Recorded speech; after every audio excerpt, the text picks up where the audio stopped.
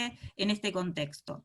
Y se nos ocurrió a un grupo numeroso de compañeros tratar distintos temas que nos atraviesan y preocupan.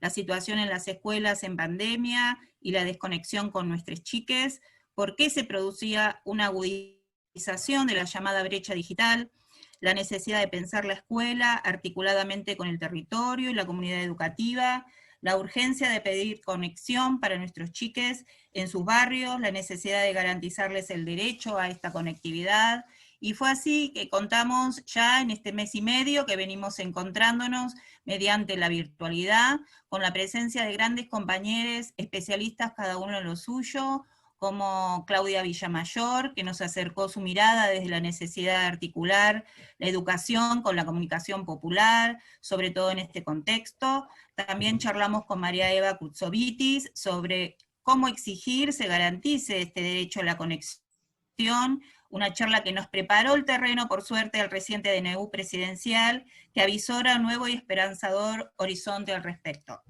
Y también hace 15 días tuvimos la maravillosa experiencia de escuchar a nuestro querido profesor Carlos Melone, que nos hizo pensar, como es habitualmente en él, como sujetos transformadores en la educación. Y hoy con esta charla les contamos, quisimos darnos un permiso para reírnos juntos, para también reflexionar sobre la actualidad y salir, como siempre solemos hacer, con más ganas de pensar actividades para todos nosotros y ustedes. Así que los dejo con nuestra compañera Mónica Gutiérrez, que nos va a contar algo sobre nuestro invitado de hoy, Sebastián Fernández Rinconet. Gracias por estar acompañándonos. Les invitamos a todos a dejar sus chats, sus mails, y así los vamos a invitar a futuros conversatorios. Así que bueno, un beso grande y con gusto le damos la bienvenida al compañero Sebastián. Bueno, buenas tardes a todos, compañeros. Sebastián, gracias por estar con nosotros. Bueno, a mí me toca la presentación. Sebastián es arquitecto, periodista, humorista, es columnista en el Destape Radio, hace el resumen semanal, escribe para una radio web que se llama Nuestras Voces, es coautor junto con el bosnio Inagusino del Manual del Militante Pasivo en Defensa de la Política, es conductor de la Radio MAC con invitados siempre de lujo, como es Amado y como es Graciana Peñafort. También es responsable de las cenas de la MAC. El programa va de 21 a 23 los días viernes. Nosotras yo por lo menos quiero contar cómo me contacté con Sebastián. Nosotros sí escuchamos la Radio MAC. Tendríamos que hacer el jingle. El jingle. Nosotros sí escuchamos la Radio MAC, somos fervientes escuchas de la Radio MAC, y Carla participa y participó también en las cenas que se hacen en el Círculo de Salvavidas de Palermo. Y bueno, cuando comentamos en el grupo nuestro, en este espacio que tenemos, de la Violeta, la inquietud por invitar personalidades de la comunicación, como Rinconet, le pregunté a Carla si era posible conseguir el contacto. Enseguida que tuvimos el contacto, me puse en comunicación con él, y él tuvo la generosidad y también la diligencia en aceptar la invitación nuestra para participar de este espacio. Así que bueno, le doy las gracias. Además tuvimos una charla en la que yo le robé el título de la charla, con esto del humor como instrumento de divulgación política, porque él enseguida se dio cuenta de cómo era la onda de nuestro espacio, ¿sí? Bueno, eso es una muestra de que con hechos muestra su compromiso, ¿no? con esta comunicación de militar en la batalla por la construcción de sentido. Así que bueno, los dejo con él. Bueno, muchísimas gracias. Es una gran responsabilidad saber que participo de la batalla en la construcción de sentido, porque muchas veces me da la impresión de que a veces nos falta el sentido, pero sí, escribo, como mencionaba recién, estoy a la mañana con el señor con Roberto Navarro, en el programa del Destape, de Navarro 2023, y participo también de la Radio MAC los viernes, y escribo en el portal del Destape. Fueron cosas que son bastante recientes, pues en realidad, como vos bien dijiste, mi único título habilitante es el de arquitecto. Trabajo de eso, y fue un poco gracias a la chica que nos gusta, gracias a Cristina, que empezamos en la MAC a escribir, ¿no? ¿Por qué fue eso? Nos pasó, como le ha pasado a muchos, con la 125 en el 2008, cuando se produce un quiebre, digamos, fuerte entre kirchneristas y antikirchneristas. A nosotros nos asombró mucho justamente que en ese quiebre hubiera de un lado la mayoría de los medios de comunicación. No era una discusión política donde había medios de un lado, medios de otros, qué sé yo, sino que de pronto se habían alineado los planetas y asistíamos a lo que hoy ya es muy común, pero en aquel momento era novedoso, el nado sincronizado independiente. Esta cosa donde uno escucha la misma inquietud en Majul, en Leuco, en el hijo de Leuco, en Cristina Pérez, en Luis Novarecio, digamos, hay como una especie de tai chi donde hacen exactamente lo mismo, digamos, llegan de manera independiente, porque yo no querría creer que lo hacen ordenadamente, pero llegan de manera independiente exactamente a las mismas conclusiones que los accionistas de sus medios. Y eso fue un gran asombro.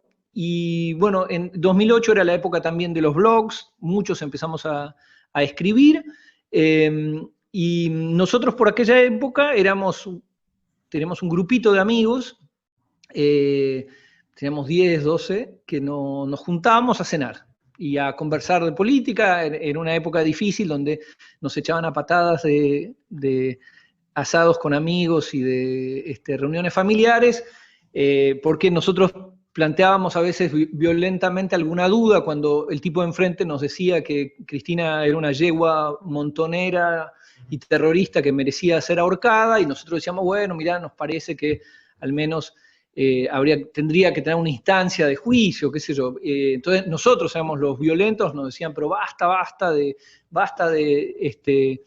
generar este clima irrespirable. Entonces nos íbamos juntando solos, y la verdad, nosotros habíamos tenido militancia, pero muy pocos, casi probablemente ninguno, militancia en el peronismo. Ya que estamos entre amigos y sé que no va a salir de aquí, puedo confesar que yo, digamos, entré en política con la primavera alfonsinista. Digamos, venimos de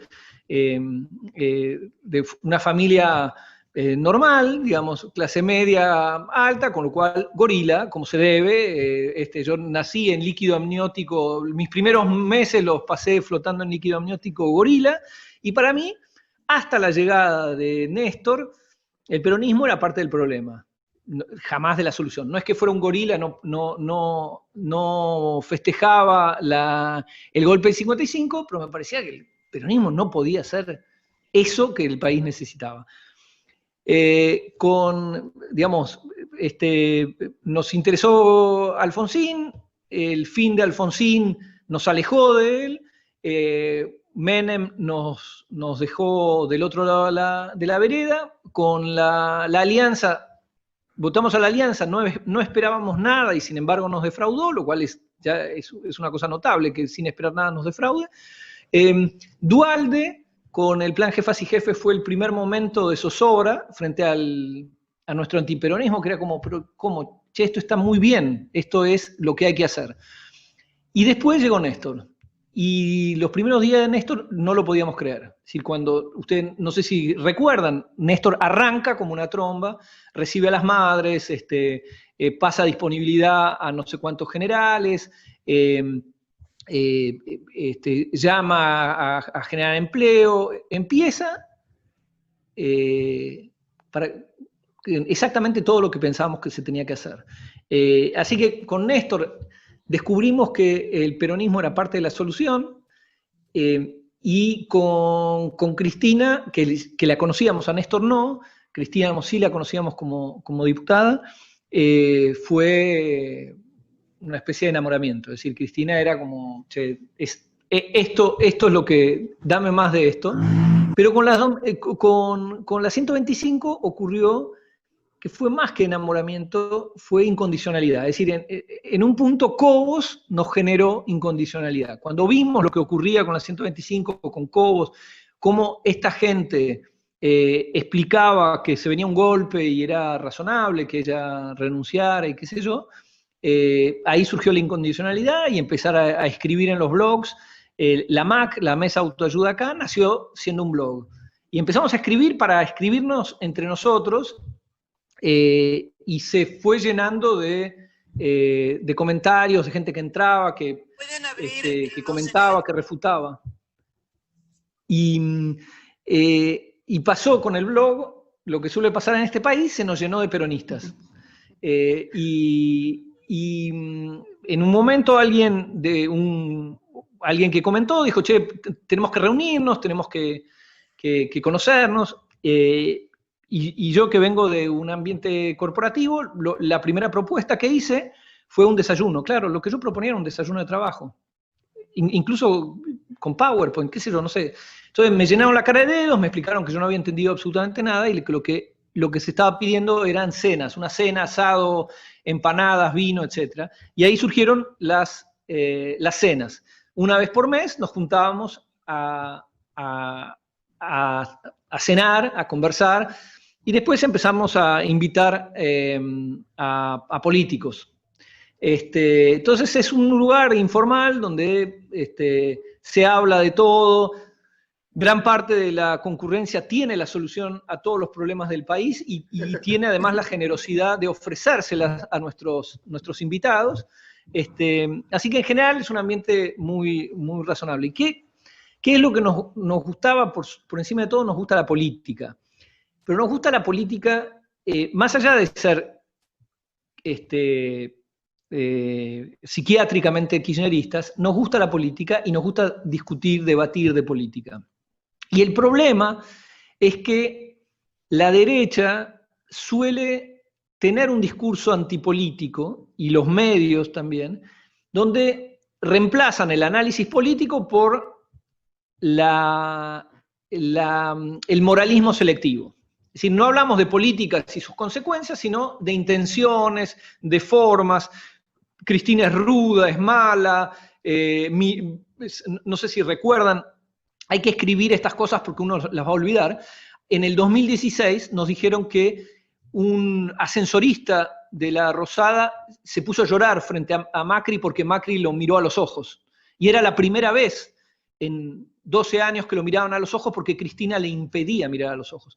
Este relato bobo que vos decís, che, pero en la redacción de un diario uno tendería a decir, no escribas eso, es una pelotudez. No, es algo que funciona porque hay un público que recibe eso, y sobre todo hay una concentración de medios tal que esto, a fuerza de repetir, se transforma en una especie de letanía posible. Tenemos una presidenta donde no importa que haya incluido 3,5 millones de jubilados en el sistema, o 3 millones de AUH, etc. Es una tirana que no deja que el ascensorista, pobre alma, la mire a los ojos. Entonces, lo que tratamos siempre es combatir esa idea antipolítica, que es todavía más grave que las ideas políticas de la derecha. La antipolítica es un veneno mucho más eficaz porque te impide discutir política. Si alguien viene y te explica, mirá, yo lo que quiero es bajar sueldos, porque bajando sueldos las empresas se van a hacer más competitivas y vamos a exportar más, entonces la rueda se va a poner en funcionamiento y vamos a hacer Noruega. Tenés un montón de herramientas para rebatir eso. Primero, decir, che, todas las veces que bajamos sueldos, en ninguna creció el país, en ninguna fuimos Noruega, sino que fuimos más bien hacia Burundi. Pero si alguien viene a hablarte de las intenciones satánicas de Cristina, es mucho más difícil de rebatir, porque la verdad no tengo la menor idea cuáles son las intenciones de Cristina. En una de esas hizo todo esto, hizo todo lo que hizo, porque en realidad es malísima. Y ella consideraba que con la UH iba a destruir la Argentina. No me importa, digamos, la verdad, no importan las intenciones, importan las políticas y los hechos, digamos, y las consecuencias. Y bueno, dentro de ese hablar de política, hay algo que es muy interesante como herramienta, que es el humor. El humor es una herramienta interesante por muchas razones, empezando porque es una herramienta de pobre. No necesitamos... la ironía es una herramienta que no requiere de riqueza alguna. El Clarín no necesita demasiado el humor porque tiene 90% de los altoparlantes, con lo cual lo que repita va finalmente a funcionar. Pero en general el humor viene es la burla de abajo hacia arriba, es decir, la burla hacia el poderoso. Y hoy los poderosos en la Argentina no son necesariamente, no es necesariamente la política, sino el establishment. Entonces creemos que el humor es una manera también de entender cómo funciona la política y de valorar la política. Porque, insisto con esto, el veneno de la antipolítica es tenaz y además en algún punto es transversal. He discutido con chicos de izquierda que decían que había que reducir los sueldos de los diputados. Eso es una idea tóxica de antipolítica. Dice, no hay que reducir los sueldos de los diputados. Los diputados tienen que tener buenos sueldos, tienen que tener gente competente al lado, tienen que tener... Defienden nuestros derechos, con lo cual yo lo que quiero es que el tipo tenga todo lo que necesita para hacer ese trabajo. Si yo empiezo diciendo quiero que él gane como la mínima, la jubilación mínima, me estoy serruchando mi propia rama. Y eso es algo que hace la antipolítica. Y con respecto al humor, en realidad no hay nada, no es que se inventa nada. Tenemos una gran tradición de humor político en la Argentina, que va desde la revista Caras y Caretas, o antes de Caras y Caretas, el Mosquito, o Discépolo. Cuando uno escucha los textos de Discépolo hablándole a su personaje Mordisquito, la verdad es la Argentina de hoy, no es la Argentina de hace 70 años. Hay una parte, Discépolo dice, resulta que antes no te importaba nada y ahora te importa todo, sobre todo lo chiquito. Pasaste de náufrago a financista sin bajarte del bote. Esto es algo que podríamos aplicar ahora, que es esto donde Cristina no esperó la opinión no vinculante de la subcomisión de no sé qué antes de enviar el proyecto de ley, y eso es gravísimo. En cambio, cuando gobierna la derecha, Macri puede destruir la ley de medios por DNU, y eso técnicamente no es delito. Nos van cambiando la cancha. Cuando gobierna el kirchnerismo, es esta cosa de que todo es grave, cuando gobierna la derecha, todo es urgente. Jauretche, lo mismo. Jauretche es una gran fuente de ironía, y él insiste en esto. Jauretche insiste que el arte de nuestros enemigos es desmoralizar, entristecer a los pueblos, ¿no? Y que los pueblos deprimidos no vencen, y por eso dice que venimos a combatir por el país alegremente. Y eso es cierto, eso es otra letanía de la Argentina de mierda, ¿no? Todos conocemos a alguien que nos explica que la Argentina es una mierda y que admira países imaginarios. Es lo que pasa con nuestra derecha, que te dice, te habla de países, Francia, Alemania, Noruega, que son bárbaros, pero si tratáramos de aplicar la presión fiscal, el gasto público de esos países en la Argentina, nos tratarían de chavistas. Entonces es esa cosa, marcar esas incongruencias es la tarea, creo yo, de un militante hoy en día, entre otras muchas. Y el humor es una gran cosa, y la ironía es una gran cosa. Creo que tenemos como militantes, tenemos que eludir el agravio, eludirle el insulto, la cosa personalizada, el hecho de decir, estos son malos, son estos, son aquellos, no, eso no, primero está mal, no pasa por ahí, no es una cuestión moral de buenos y malos, sino es una cuestión de proyectos políticos diferentes. Entonces hay que sacarle el moralismo, y es una gran cosa el humor y la ironía para mostrar los trucos del mago. Porque ¿qué es lo que tiene la derecha que no tenemos de este lado? Tiene los medios, tiene el apoyo del establishment. Ellos siempre tienen recursos, nosotros no. Los periodistas del campo nacional y popular, cuando viene un invierno, padecen el invierno. Pero los periodistas del otro lado, que responden al establishment, no conocen el invierno. Viven en un eterno verano, porque que sean oficialistas, que gane su partido, o que su partido esté en la oposición, da igual, porque recursos siempre van a tener. Entonces nuestro trabajo es un trabajo de hormiga, siempre con recursos escasos, y tratando de mostrar ese truco del mago. Decir, che, no son periodistas independientes. No es que hay una opinión, no es que son librepensadores, son militantes. Y en eso son militantes como uno. Lo que pasa es que ellos no lo dicen. Entonces yo creo que la tarea es esa, de volver a la política, valorar a la política por lo que la política es, no juzgar a la política con varas moralistas, sino juzgar a la política por lo que es. Siempre digo lo mismo, cuando uno compra una revista de cine, por ejemplo, lo que espera es que le hablen del director, de los actores, del guión, de la iluminación, no de si el director está sospechado de no haber pagado las cargas sociales. Sin embargo, en la política en la Argentina ocurre eso. Un programa político hoy es un programa donde 3 tipos nos hablan de un PBI enterrado en la Patagonia. Y esa cosa que tiene más de Emilio Salgari que de política, se transformó en algo posible. Entonces me parece que de este lado, como nunca vamos a tener los recursos que tienen enfrente, es bueno mostrar los trucos del mago. Yo creo que eso es algo muy importante. Mostrar el decorado. Y burlarnos de eso es una gran cosa.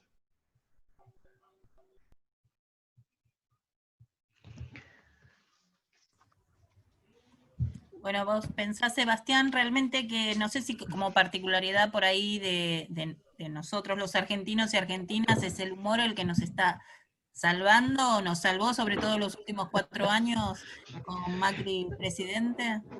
Yo creo que el humor, no sé si es una característica argentina, pero yo creo que el humor nos ha salvado más de una vez. Yo leía de adolescente la revista Humor, justamente en plena dictadura, y la verdad era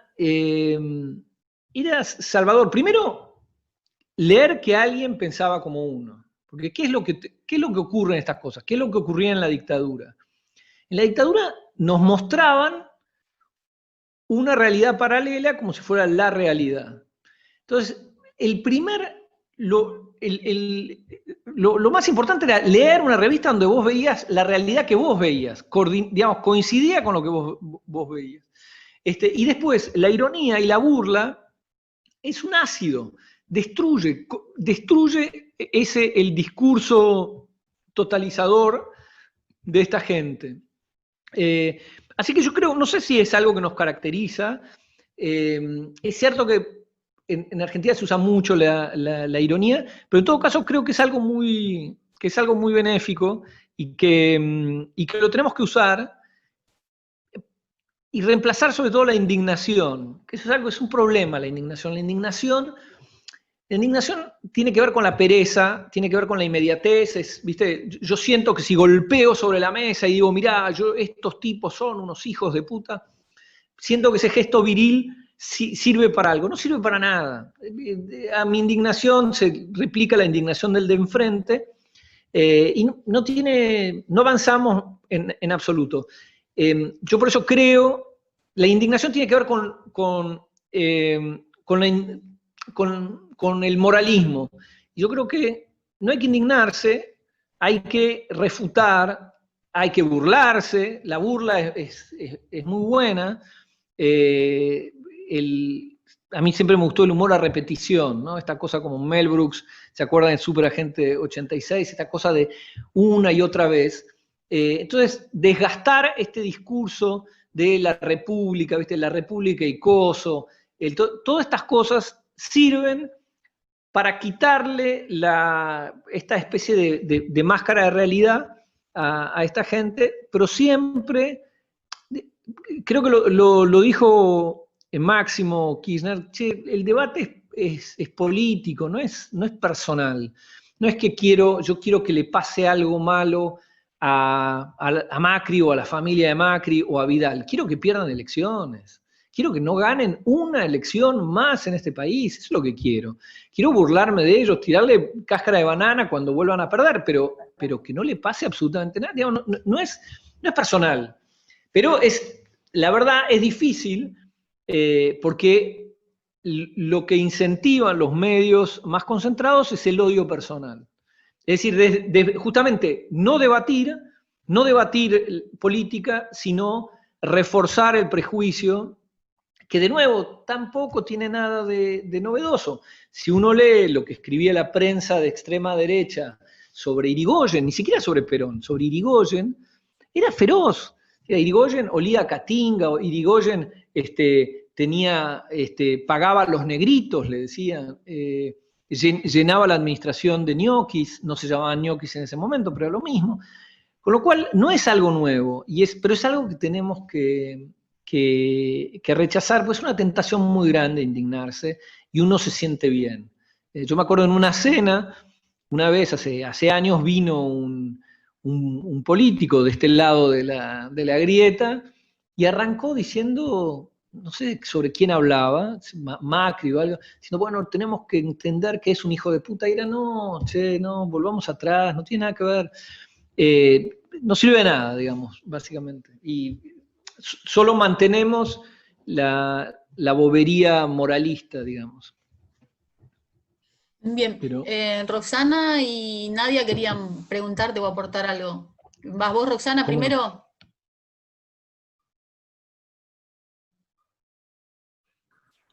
No sé si se refieren a mí, supongo que sí. Hola a todos. ¿Qué tal? Todas. Es difícil, decía, pensar el humor con el nivel de virulencia que hay hoy en el Congreso de Delirio, ¿no? Porque pensar el humor en esos términos, la verdad que asusta y preocupa mucho. Yo creo que el humor es un instrumento, es una herramienta.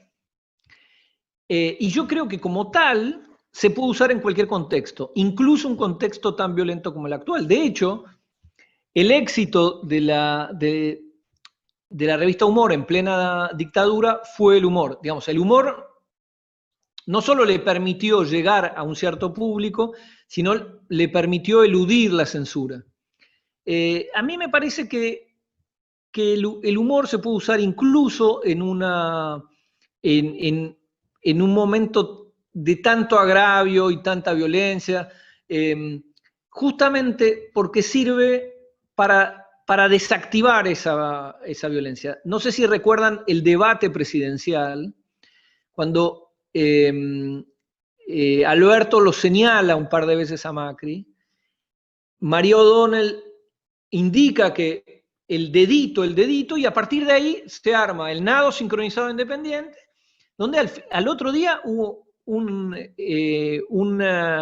editorial de Alfredo Leuco, que es para la mesita de luz, para escucharlo una y otra vez, hablando del dedo revólver y el dedo látigo. Pero no, quiero decir, estos tipos hacen humor sin saberlo, humor involuntario. Entonces yo creo que burlarnos de eso, que es algo muy grave, porque che, estás transformando un gesto anodino en algo violento.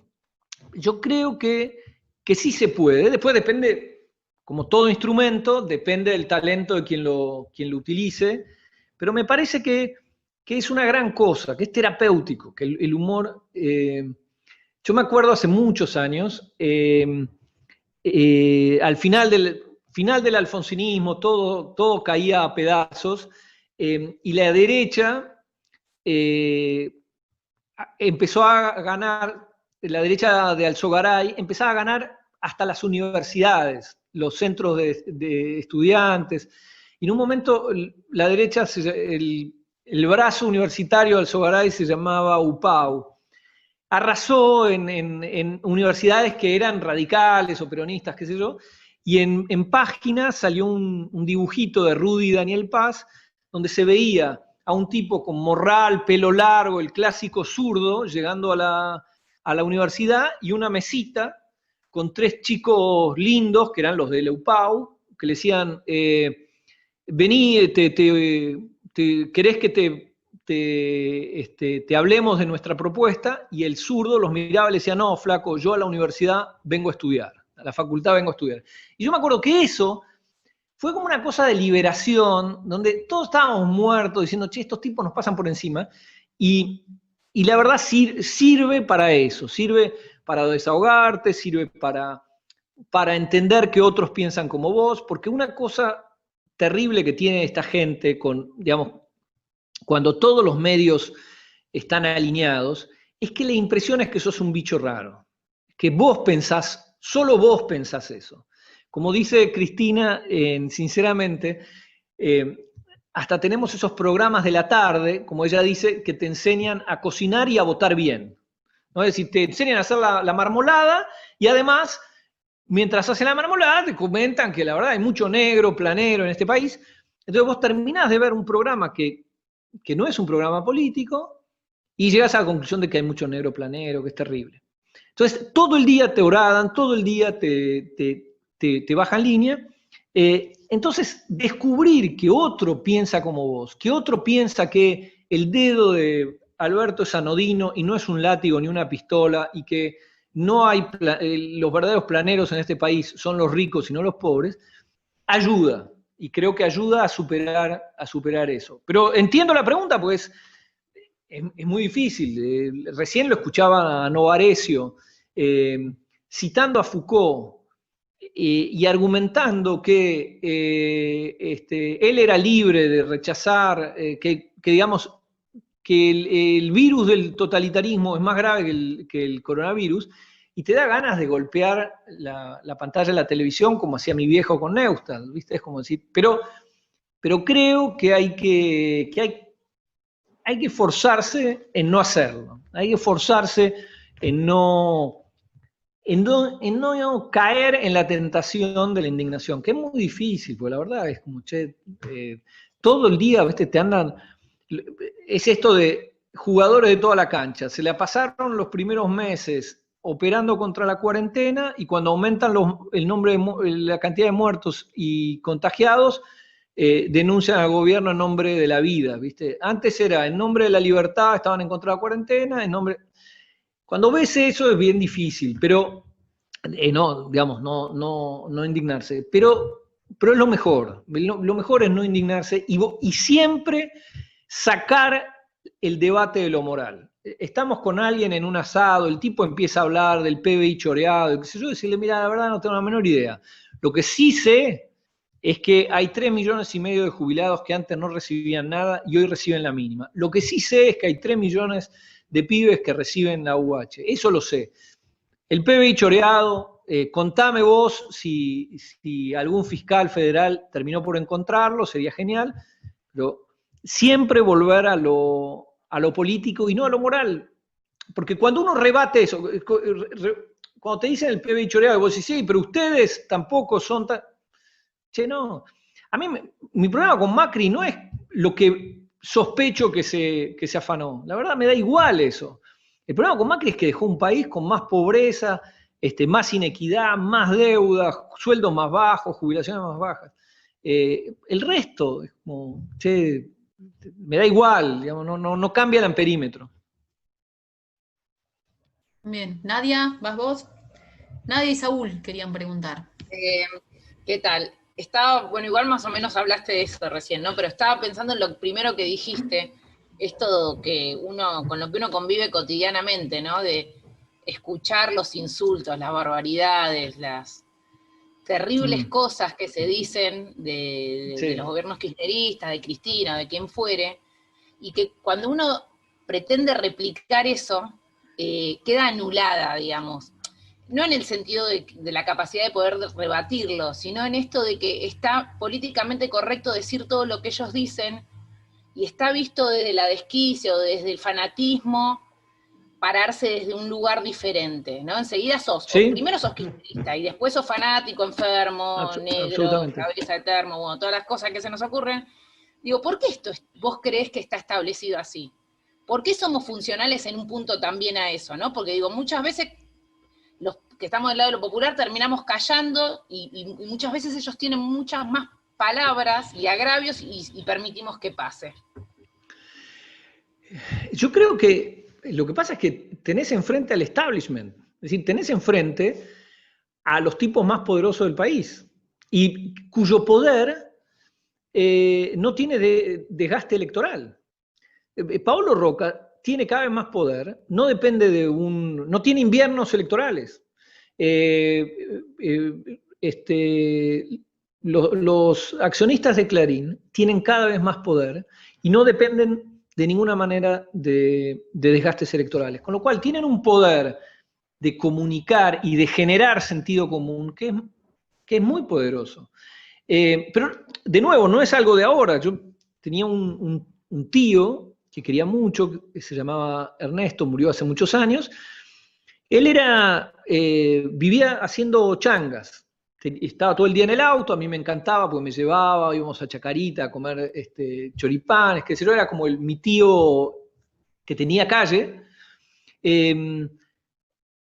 Había estudiado hasta 7º grado, vivían del sueldo de mi tía, que era docente, y él era un gorila exacerbado. Apoyaba a los militares, me llegó a decir que el problema en la Argentina es que tenía un exceso de Estado. ¿Por qué él decía esto? Él nació en un hospital público, los pocos estudios los hizo en una escuela pública, el mercado nunca lo detectó, vivió de un sueldo público, falleció en una clínica de la obra social de mi tía, y sin embargo nunca detectó todo lo que el Estado hizo por él. ¿Por qué? Porque él sentía que repitiendo estas naderías, él formaba parte de una clase superior. Si él, yo no tengo nada que ver con los de ahí abajo. Y eso tiene mucho que ver también con el dispositivo de generar sentido común. Y es muy difícil rebatirlo, porque lo que vos decís, estás en una reunión, el tipo que dice Chorro, Valenzuela, PBI enterrado, no paga ningún costo. Nadie le pide, che, ¿pero dónde sacaste que hay un PBI? ¿Un PBI de cuánto? ¿Se chorearon un PBI cuándo? ¿En cómo? ¿Un PBI 2003? ¿Un PBI 2015?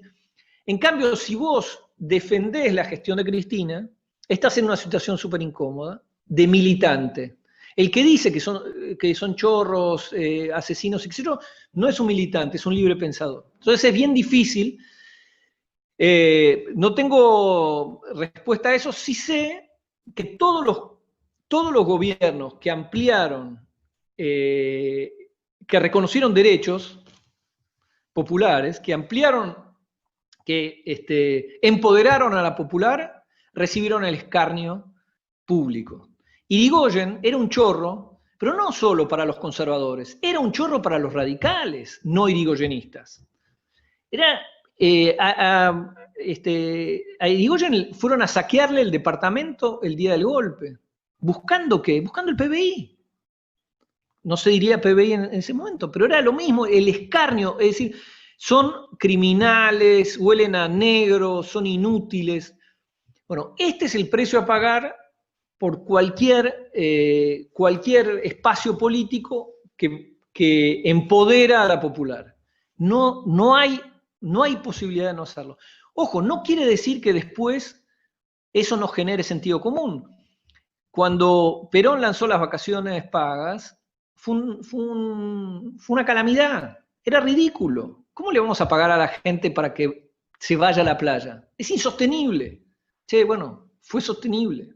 Y hoy ya nadie, no digo nadie, pero cuesta volver atrás. El aguinaldo cuesta volver atrás. Hoy nadie le quitaría el voto a las mujeres. Sin embargo, cuando Perón lanzó el voto femenino, implementa el voto femenino, hasta Victoria Ocampo, que era una mujer ilustrada y feminista de ley, se opuso porque sentía que eso le iba a dar poder a su rival, digamos, al peronismo.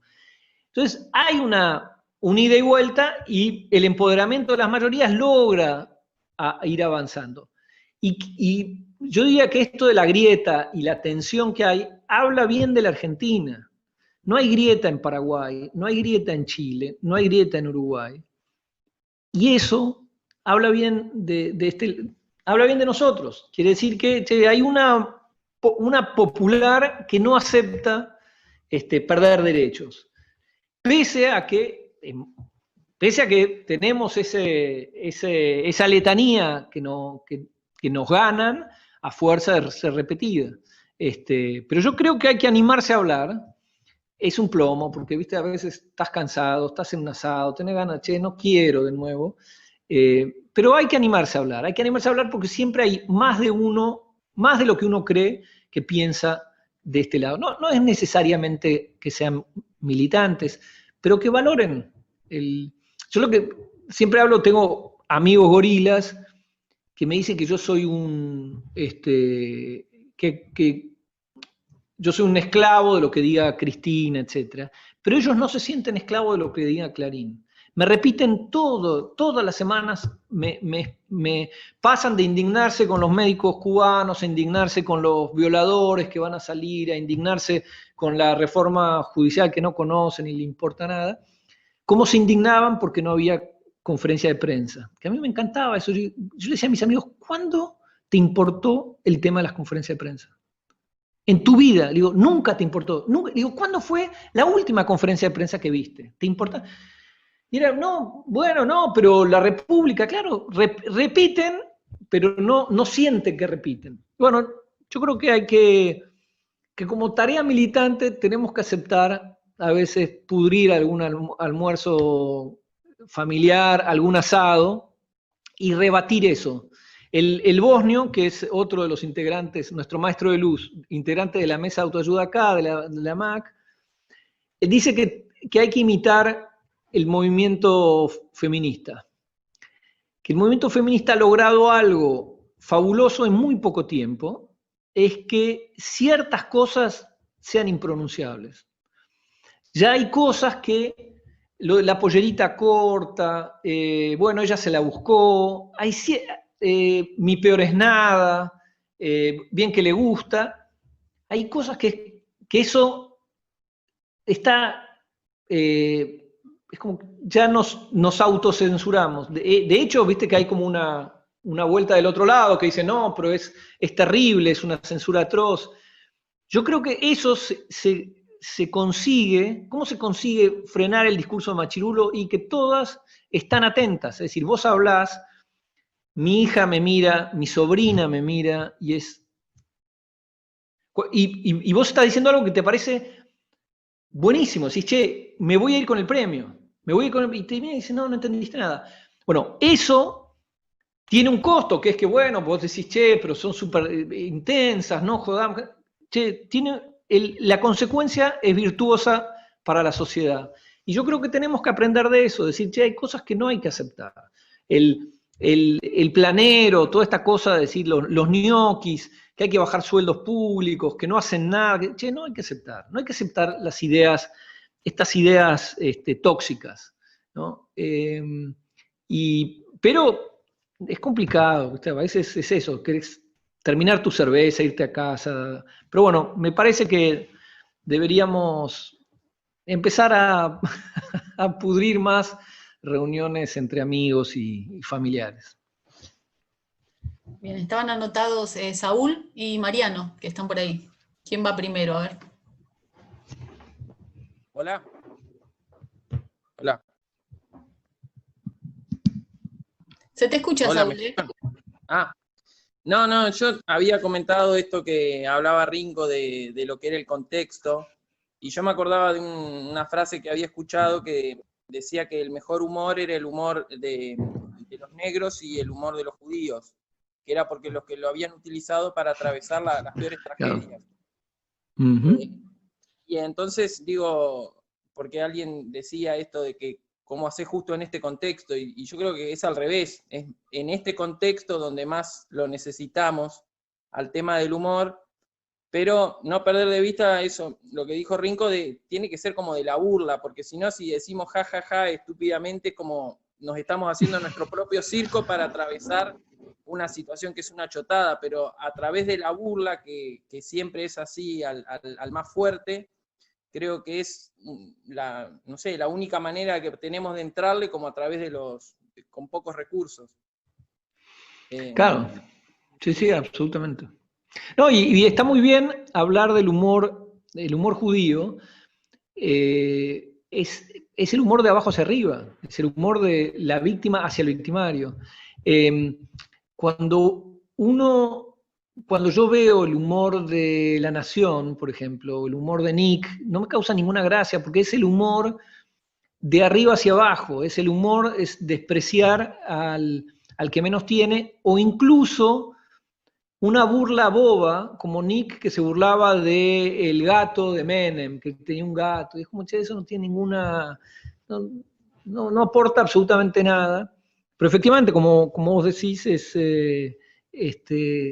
tiene que ir un poco más allá de jajaja. Ahí, por ejemplo, tenemos en la radio un ejemplo maravilloso de humor que es Pesky, el amigo Pesky, que yo creo que viene de otra galaxia, ya ni siquiera de otro planeta, donde lo maravilloso de Pesky es que imita maravillosamente bien a Macri, a Scioli, a Ginés, a lo que quieras, pero además tiene atrás un guión fabuloso. No es solo mira, hago el chistecito, qué sé yo, hay una reflexión, es una cosa muy política. Eso me gusta y me cago de la risa y además es reírse de uno, porque además cuando te reís de vos mismo, te reís de tu psiquiatría política, de esto de el kirchnerismo te lleva al paraíso a patadas en el culo, es reírse de uno, y al final cuando te reís de uno es como más difícil que el otro segundo, digamos, es un poco más complejo, ya le ganaste de mano. Sí. Mariano, ¿estás por ahí?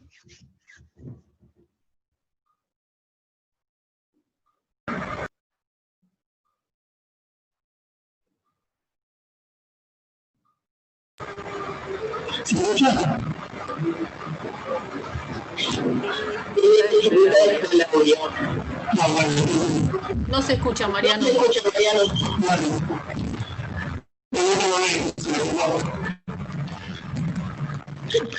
Tenés abierto algo. Debes tener abierto algo. Ahí sí escribe la pregunta, Marian. Te la leemos. Sí, por ahí la puedes escribir. Escribila y mientras tanto le damos la palabra a Silvia, que también se había anotado ahí para intervenir. ¿Estás por ahí?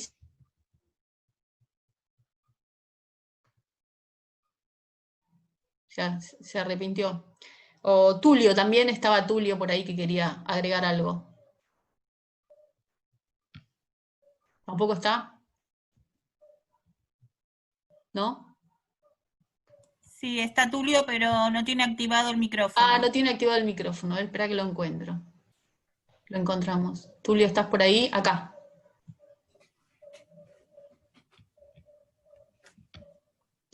A ver que lo abro yo de acá, más fácil. El comentario lo agregué en el chat, no. ¿no? Bueno.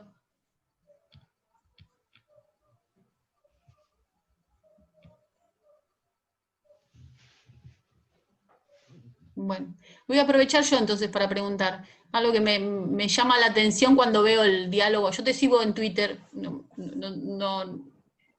estoy ahí siempre siguiéndote, y me llama la atención el diálogo que se va dando con la gente que te sigue en las redes, ¿no es cierto? Y cuando ven algún disparate o esperan alguna acotación tuya, siempre te están arrobando y te preguntan, ¿vio esto Rinconet? Y vos sí. tomás siempre ese tweet y lo analizás o lo transformás en humor y una capacidad que me sorprende, porque no es habitual verlo en Twitter, ¿no es cierto? Por ahí sí los comentarios debajo, pero este es la arroba y vos ya tomás el comentario o el tweet y haces algo con eso. Me pasa que muchas cosas me asombran y me siguen asombrando, ¿no?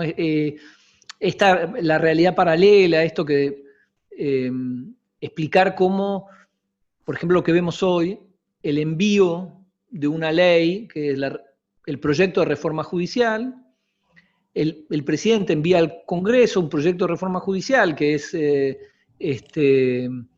una promesa de campaña anunciada en la apertura de sesiones ordinarias del Congreso, y eso es descrito como algo autoritario.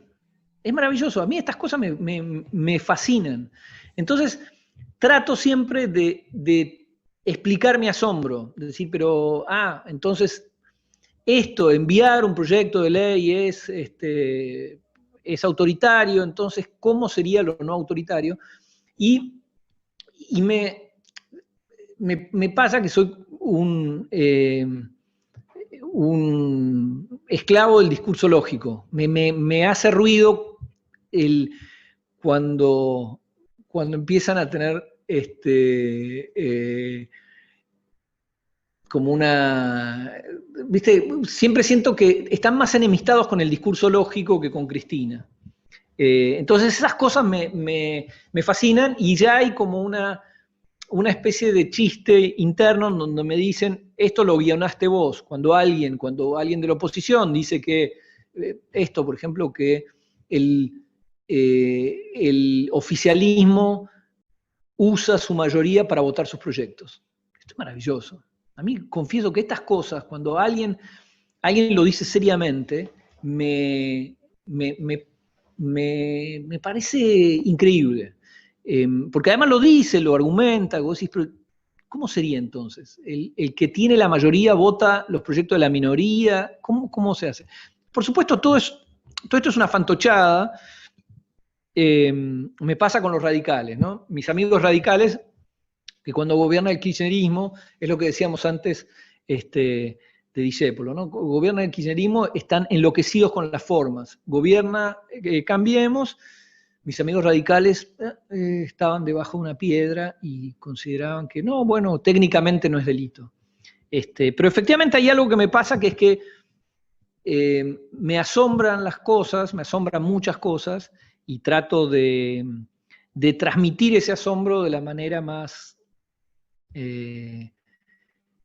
simple posible. Y a veces me asombra que se entienda, o gente que ni siquiera me conoce, y que entiende esto de, por ejemplo, lo que significa léxico, lo que es el nado sincronizado. Me gusta eso, como que empezamos a entendernos sin necesidad de conocernos. Bien, para que hay alguien que quiere también preguntar por acá, que se anotó ahí recién. Mariano, lo leo yo. Dice, quería preguntarte por qué considerás que algunos sectores de nuestra dirigencia creen que es posible una vuelta atrás en la relación con Clarín, como si nada hubiese pasado en el medio. Porque yo creo que aún si Clarín quisiera volver a la edad de la inocencia, ya su propio contrato de lectura con su público no le permite mucho bajar un cambio. La pregunta de Mariano. Es una gran pregunta. A mí me parece que hay grandes incentivos para sentarse a negociar con Clarín. Digamos, no es irracional, porque tenés a un jugador que es mucho más poderoso de lo que era el Clarín que conoció Néstor, el Clarín del 2003, y estás vos en una situación de mayor indefensión que en el 2003. Entonces, yo creo, digamos, así como los accionistas de Clarín son tipos racionales que juegan en un tablero de ajedrez de manera racional, la política es llevada adelante por gente racional. Yo desde el llano, donde es muy fácil opinar, yo creo efectivamente que no hay acuerdo posible con Clarín que sea virtuoso para un espacio político. En el sentido que Clarín tiene un apetito que es incompatible con el bienestar de las mayorías.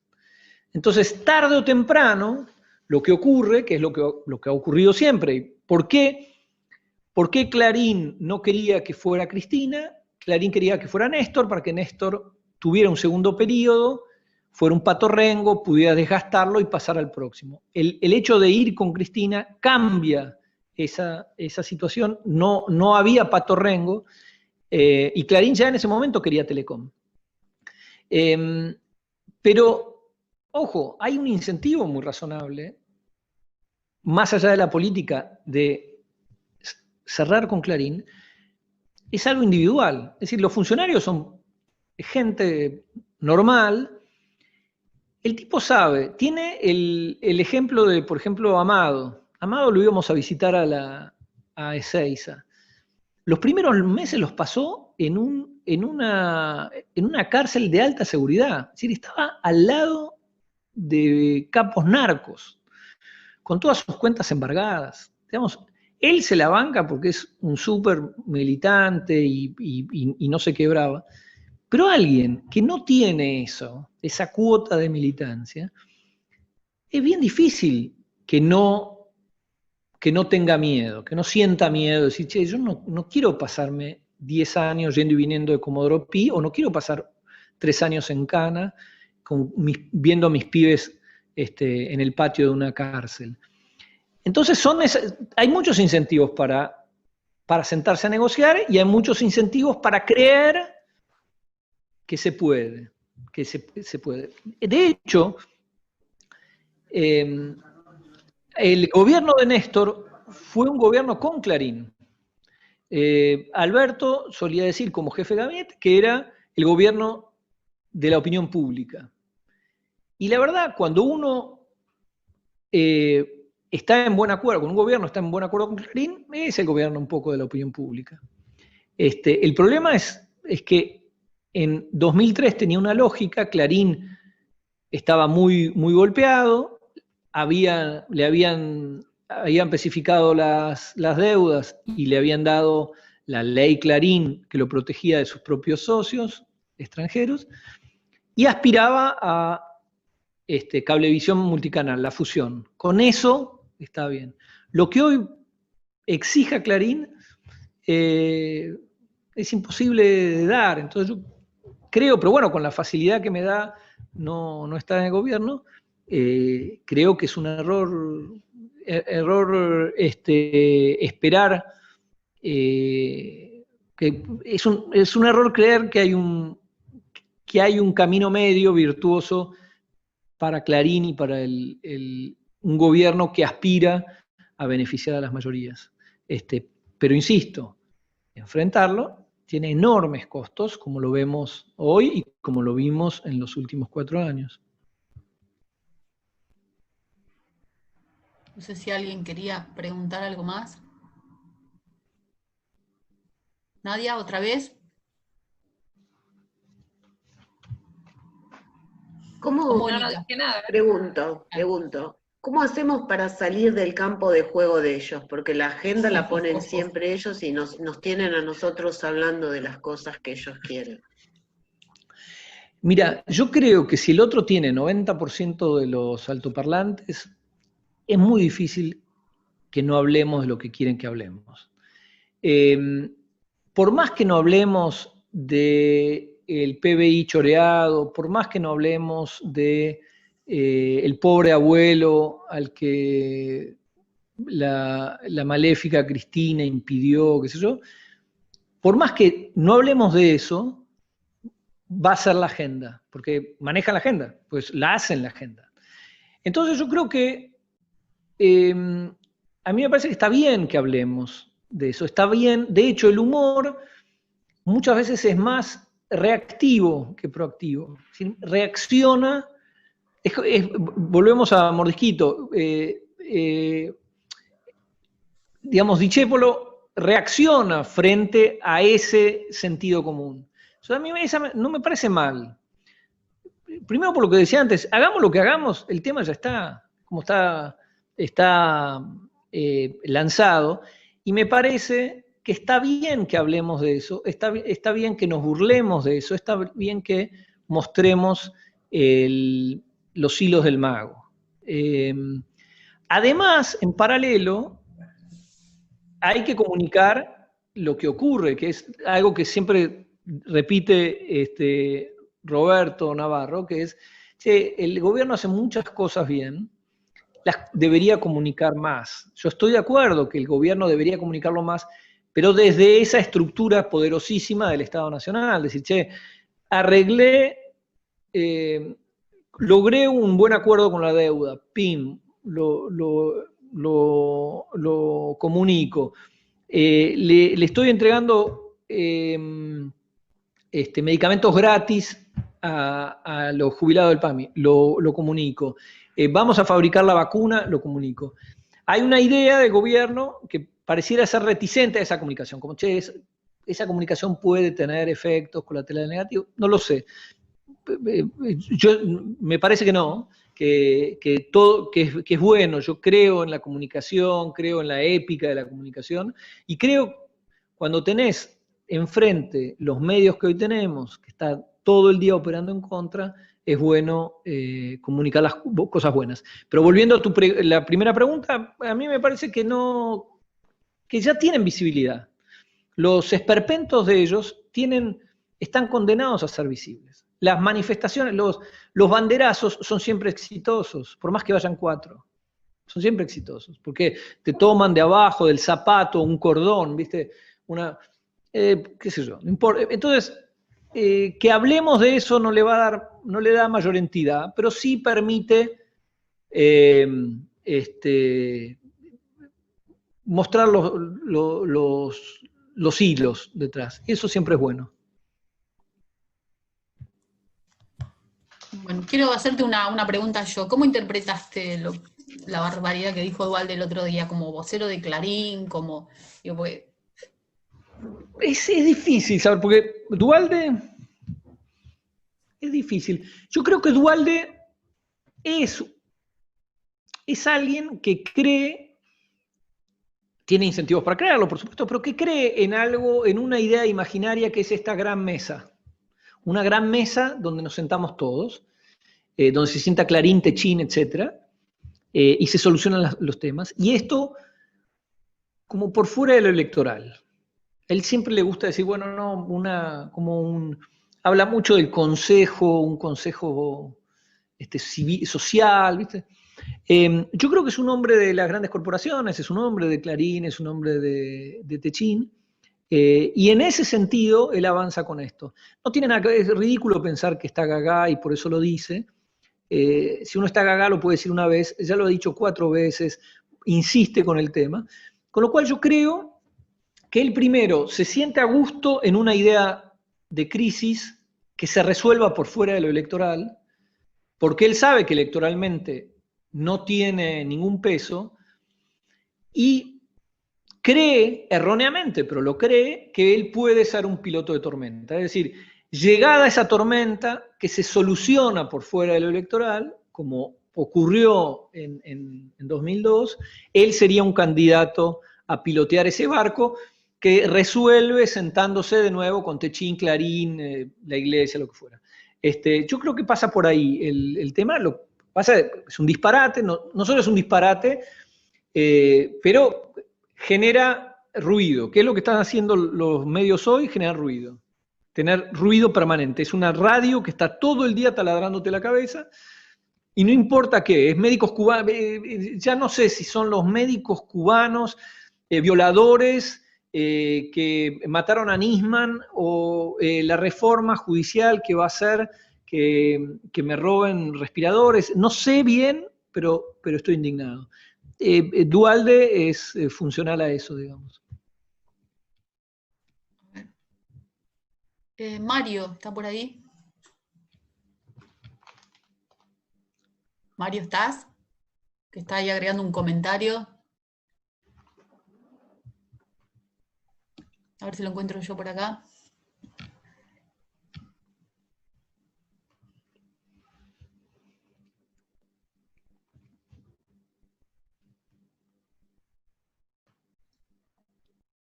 Hola, ¿se me escucha?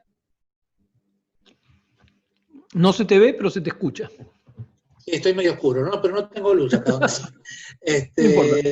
No, hola, buenas tardes a todos. No, el comentario que puse en el chat es, para mí lo del lunes, lo de Duhalde, fue claramente un enviado, él fue un enviado de Clarín después del DNU del viernes. Para mí eso fue clave. Puede ser. Porque si no, no tenía sentido, venía agarrado de dónde. De un día para el otro se le ocurre que va a haber un golpe, que no va a haber no, democracia, elecciones, qué sé yo. Es algo. El DNU fue una decisión muy fuerte e inesperada, con lo cual sí podría ser perfectamente que mande la tropa como sea, y sí, es coherente, sí, podría ser perfectamente. Él, de cualquier manera, no es que sea alguien a sueldo de Clarín, sino que él cree en esa concepción de decir, che, acordamos con los grandes players y llega la Argentina potencia. Es ridículo, es absurdo, nunca ocurrió cuando, digamos, no hubo ningún beneficio para las mayorías en la especificación asimétrica, digamos, que los jubilados tengan que pagarle las deudas en dólares a Clarín, Techín, Arcor, qué sé yo, es ridículo, pero efectivamente él cree eso, pero sí, como vos decís, perfectamente puede ser. Es una decisión suficientemente agresiva, digamos, por llamarlo de alguna manera, del gobierno, como para que mande a Duhalde a recorrer los sets de televisión. Y de manera muy agresiva, porque viste que insiste, se burla cuando dice, vos crees que va a haber elecciones, ¿viste? Una cosa muy, muy rudimentaria, sin ningún dato. Ahora dice que habló con un tipo, un oficial, completamente ridículo, pero digamos, vivimos una época peculiar, digamos, yo nunca hubiera pensado que le iban a hacer un golpe a Evo. Evo tampoco, es como decir. Así que, digamos, no es inocuo. Por supuesto, creo que hay que, digamos, yo hoy no le temo a un golpe militar, pero sí a estos golpes blandos de ahora, donde participa mucha gente y llega a la conclusión de que Alberto en realidad quiere establecer una dictadura venezolano-iraní y entonces avanzan por otros lados. Pero efectivamente lo que decís tiene sentido. Bueno, te agradecemos mucho la participación, te agradecemos haber estado con nosotros y que hayas cruzado las aceras para venirnos a visitar. Eso quería que quede en actas, no fue nada. Crucé las aceras. Bueno. Igual, perdón, Moni, acá Alejo, que es el más joven del mosaico, quiere preguntar algo, así que no cerremos sin que pregunte. Solo lo dejamos porque es joven. Claro, está bien, es una gran razón. Es alumno todavía, corresponde. Pero con más razón todavía. Sí. Hola, soy Alejo, clase 02. Hola, Alejo. Casa. ¿Cómo puede existir la clase 02? No puedo creer, ¿cómo puede existir una clase 02? Estoy anonadado. No, bueno, lo que yo quería preguntar tiene algo que ver con lo que usted dijo. Que el presidente debería comunicar más lo que hace bien, ¿no? Pero después hay un tema que por mucho que informen lo que hacen bien, siempre va a haber medios que vayan a decir todo lo contrario. Cuanto más simple, mejor. Sí, sí. Después, los que lo miran van a repetir eso. ¿Cómo propone usted para combatirlo? Bueno, yo creo que son dos cosas distintas. Me parece que el Estado debería, el gobierno debería usar todos los dispositivos del Estado, todos los dispositivos de comunicación públicos para defender su gestión.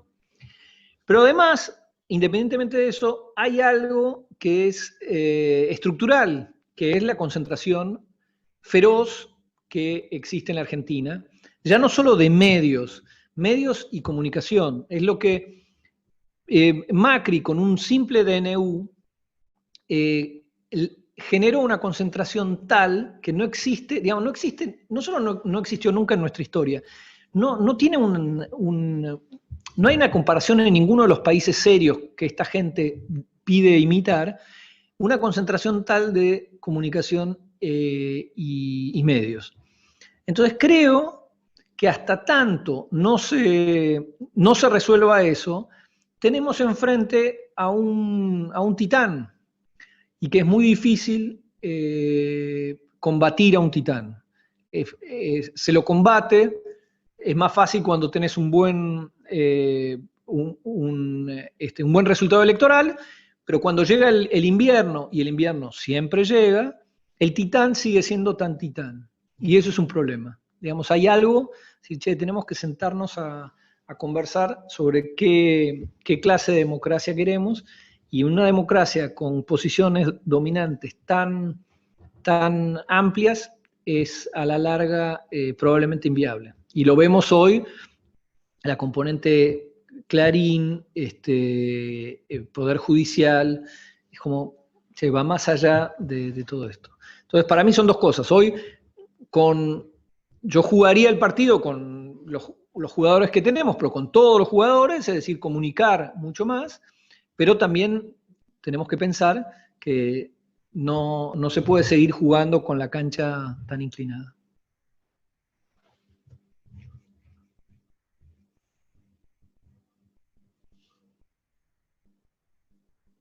¿Alguien más que quiera?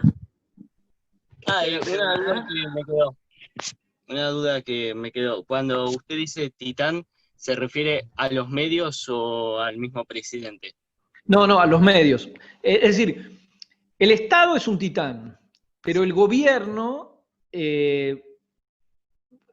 su fuerza recién, digamos, padece un desgaste electoral. El gobierno, si el año que viene pierde las elecciones, va a perder parte de esa fuerza.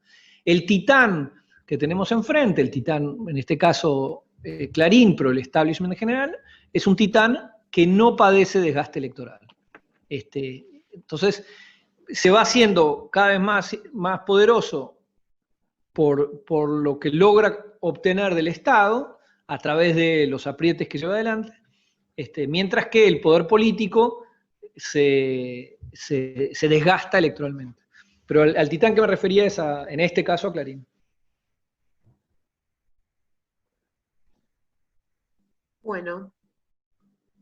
Bueno, Rinco, te agradecemos un montón, esperamos volverte a tener con nosotros. Cuando quieras. Y quizá nos tengas a nosotros en alguna cena del Círculo de Salvavidas, con un será con mucho placer. Echeverría Ezeiza. Y que venga Carla Daniela a buscar más o menos las 75 botellas de vino que ha ido ganando y que nunca le entregamos. Sí, Carla Daniela, la verdad que también consulta bastante en el premio Tongo, así que también le debe a su mamá. Así Bien. que bueno. Me parece bien. Eso explica muchas cosas. Claro. Bueno, placer tenerte con nosotros. El placer Un fue mío. saludo para vos en el día de la radiofonía, a los 100 años, y para los compañeros que también algunos están en radio. Así que bueno, me despido de todos, me despido de vos, y bueno, un placer tenerte. Un aplauso por esta charla. Un aplauso para ustedes. Muchísimas gracias. Muchísimas gracias. Gracias. Ujú.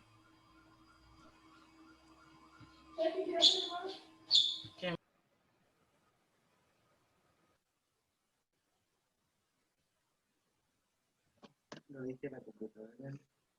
Bueno, listo. Porque se...